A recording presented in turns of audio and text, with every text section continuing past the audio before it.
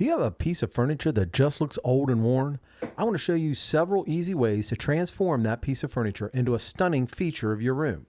I'll also show you how a wonky drawer tried to keep me from fixing it. Stick around and see who wins.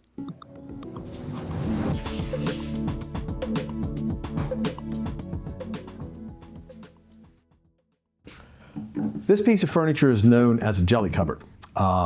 A jelly cupboard was a traditional piece of furniture used in country homes.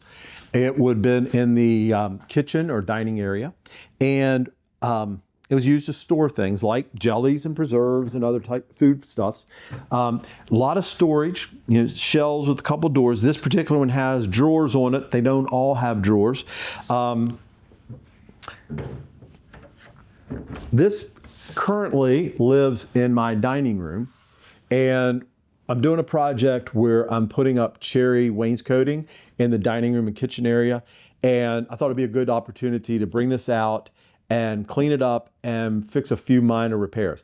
It's the type of thing that anybody can do, and probably a project that you would want to take on yourself and not take it to a restorer. So we got a finish issue on the end where some water has splashed up on it. It currently sits beside an exterior door, so I think probably rainwater has splashed up in it and just kind of marked up the side. So we'll address that. And then the two drawers here on the top have been repaired in the past, and they don't set all the way in, so we're going to address that and clean that up. So really it is just going to be a cleanup, freshen the finish, and then fix the drawers. Also, what I want to look at is we have an idea about the top that I'll present to you and see what you think we should do with it. But right now, we're going to get started by cleaning it up and start working on these drawers. So I'll start by just pulling these drawers out. Now we're going to get started giving it a good clean to get any kind of waxes and oils off. We're going to use this Howard's Clean-A-Finish. It's a product specifically designed for this task. I will leave more information in the description about all the products I use in this video. Now you'll see there I just squirted a little bit on the wood. I don't typically do that, but there on the corner there was a lot of hand marks where people had rubbed across it over the years.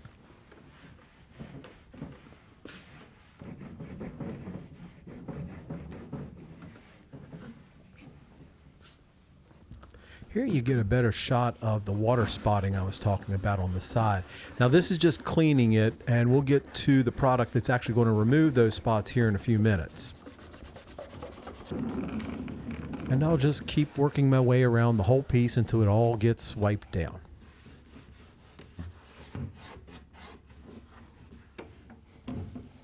So as evidence of the practicality of this device, you can see that this cabinet has once been used to, it looks like store paints. There's some like circles from stains, and some are red, so there was paint and stains being kept in here, and frankly that sounds like something my father would have done.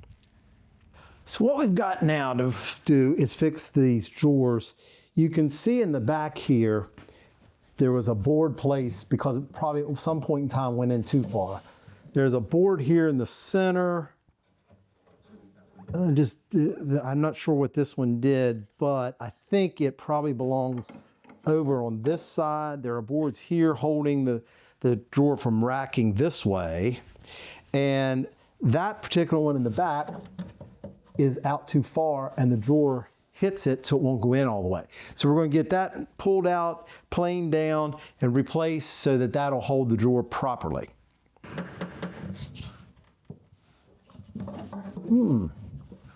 That is not the sound you make when you've succeeded. Part of the fun of doing this kind of work is problem solving. So you got to have a plan B. I tried to pry that backboard out, but it just didn't want to move. Now, I could have tried some heat or something else, but I just didn't think it was worth it. So I thought only needs a 1/4 inch to come out of there, so I was going to just chisel out the top part. It was a really hard angle to get to and some tight quarters there, but after a while I did finally get this cut back enough that the drawer set properly.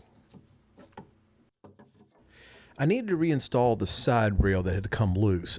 Scraped off the glue and got it fitted in there. Then I used some shims to hold it out into its proper place, and then put some glue on it and clamped it down.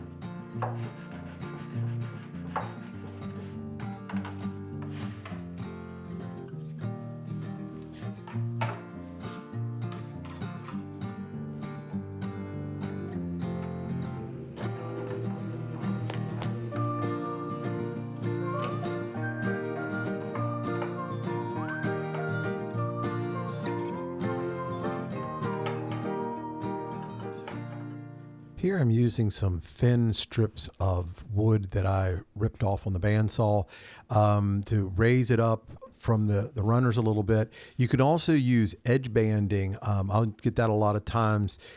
It's used to put on the edges of plywood and comes in narrow strips. A lot of times that's heat activated glue on the back, so that works as well.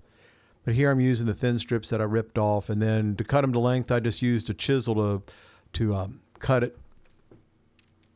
And we'll get that glued down, and that'll raise the drawer up enough to run smoothly.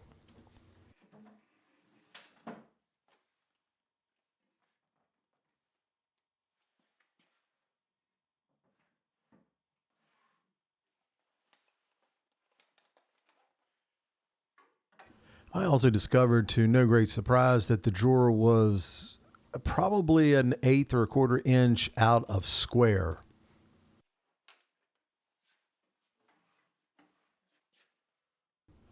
Now I'll get these glued in place. Unlike a lot of people that you'll hear on the internet, I do not use my finger to spread glue because I find I put glue all over everything I touch then, so I do use a glue spreader.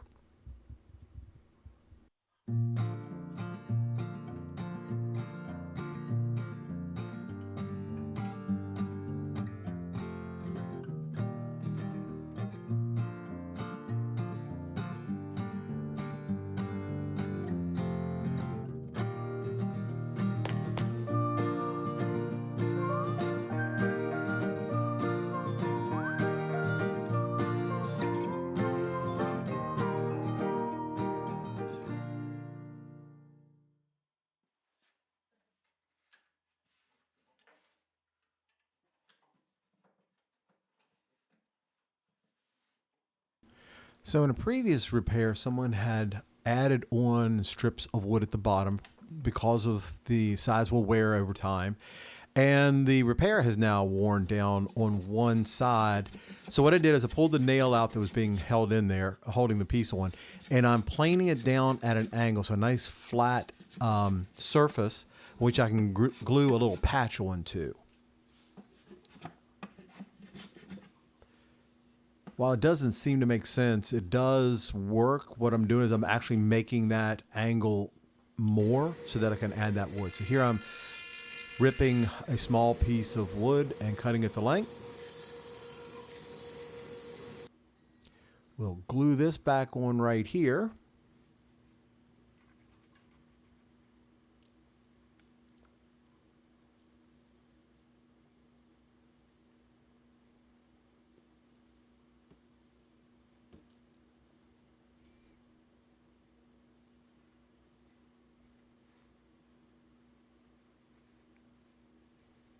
But rubbing the piece back and forth like that, it makes the glue stickier and it'll hold it in place while I get the clamps on it.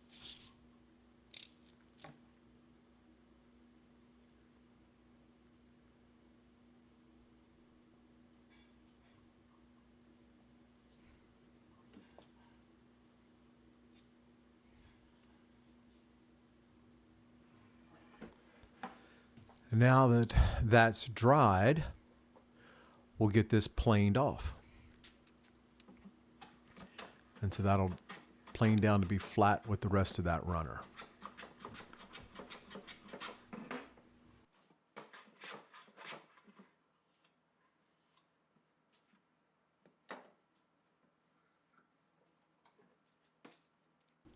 Now here I'm using a low friction tape on the drawer runner itself. It makes the drawer run really smooth. You could also put some wax on that, or a lot of people use just a bar of soap and rub on the bottom of that to make it a little slicker. But this is a little bit more permanent and longer lasting solution. It also kind of helps the wood from wearing down like it did before.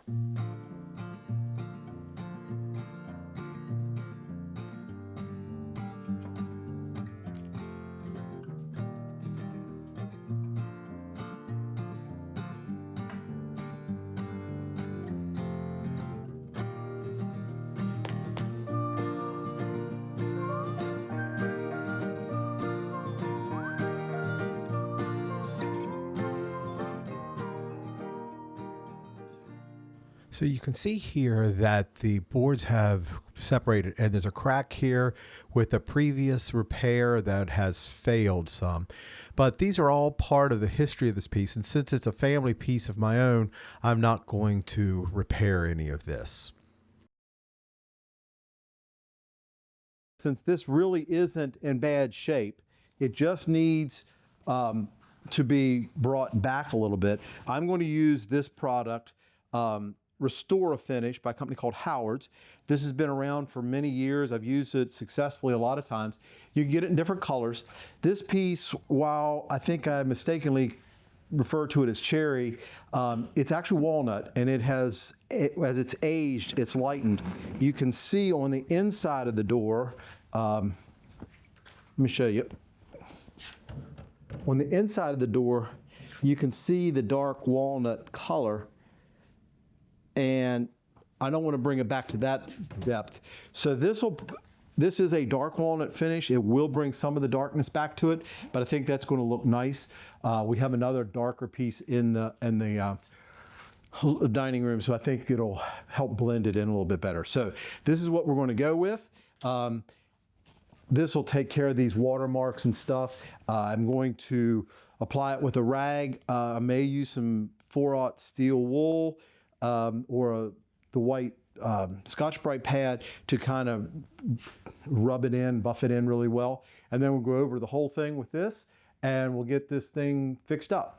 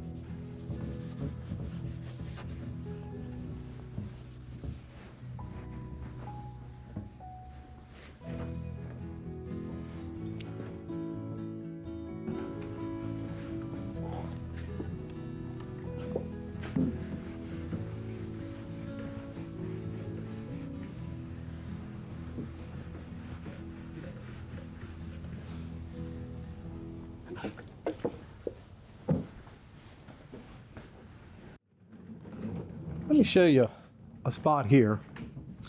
You'll see on the top of this, there was a stain. It's green here. There's a story behind that, and I'm not going to try and remove it. When I was young, my parents had this in their dining room. They had bought another piece of furniture, and they put this in the basement. And while we were on vacation one year, a pipe burst, and we came back with a bunch of water in the basement. This didn't get too much damage from the water that was in the basement, but when we got it out, we saw this big green stain. So what it was, the copper pipe had dripped water on here for months, probably, and the green is from the copper off that leak. Once it burst, we found it and were able to fix everything. But that stain has been there, and it's kind of part of the history of the piece, so we're going to leave it. I don't know what the stain is going to do to it when I hit it with that, but I guess there's only one way to find out. Not much.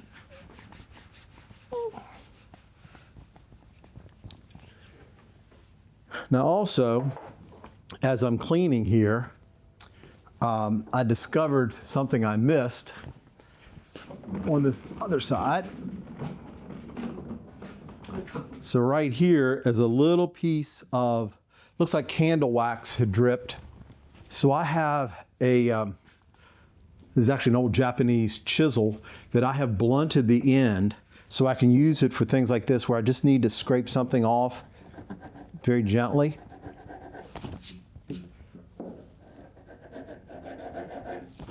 Works like a charm, doesn't dig in because it's not sharp at all.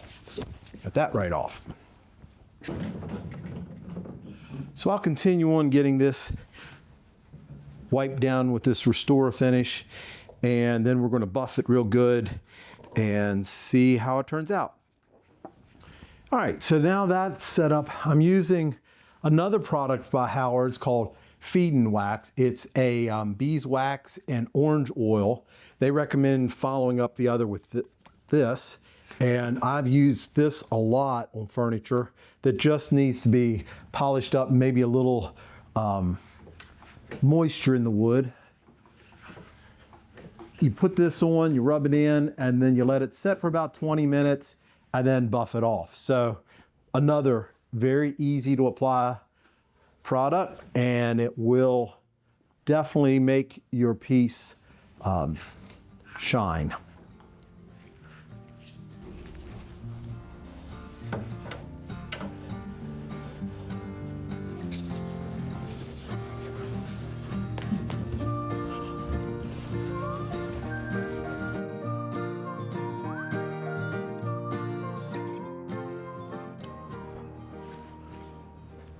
So the next morning, I also put some of this Feed-In Wax on the inside shelves.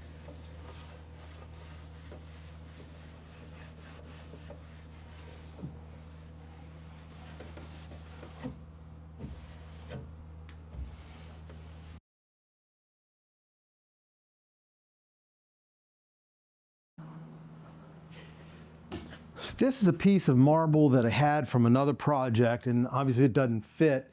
But just to give you an idea what that might look like with marble on the top, what do you think? Do you think this should have had marble on it or not? Let me know in the comments below.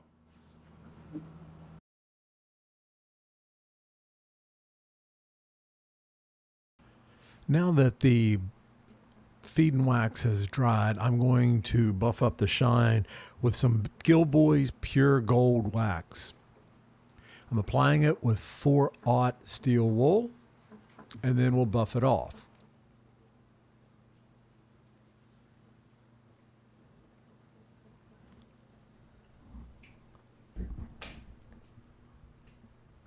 Now, it might be a bit of a cheat, but I am using a orbital sander with a buffing pad on it to buff the wax in. I have a bad shoulder, so this helps save that a little bit. I will come back after this is done and give it a final buff by hand.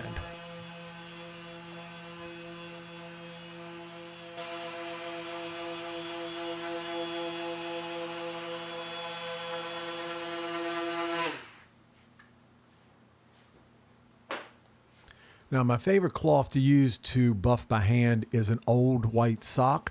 It's got just enough bounce to it and softness to it that it makes it a really good buffer.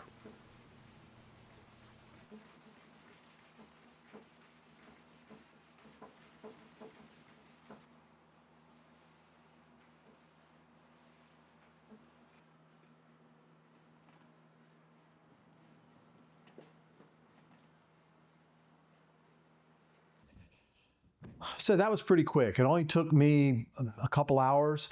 I freshened up the finish on it, fixed some water damage. I made the drawers so they run a little bit nicer.